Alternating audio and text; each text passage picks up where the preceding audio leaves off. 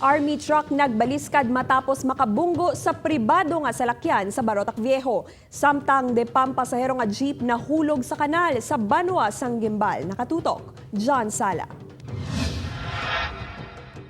Pasado alas 9 kainas ang agas ang nabunggo-an sang delivery van ng jeep nga ini nga ginamaneho ni Michael John Evalyes sa barangay Gimbal, Iloilo. Halin sa syudad sang Iloilo ang jeep kag padulong kutani sa Banwa sang Igbaras. Suno sa Gimbal pulis sa dulaan sang prenong driver sang van nga si Wilbert Gaya-Gaya rason yung nabunggoan sila ang jeep nga nagabondo. Nagdiretso ang jeep sa kanal. 11 ka mapaserong napilasan lakip na ang pila ka mga minor de edad.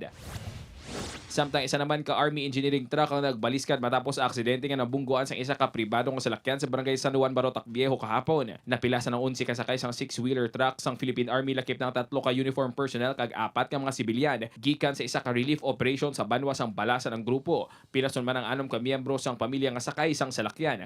Nagsugat anay ang 2 ka salakyan sa kurbada nga dalan kag nakabunggong bumper sang salakyan sa goma sang truck. Wasa kang windshield kag bumper sang salakyan nga ginamaneho ni Rines Sampi.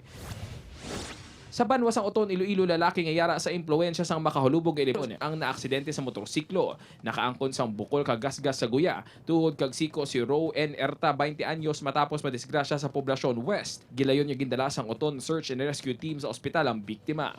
John Sala, 1 Western Visayas.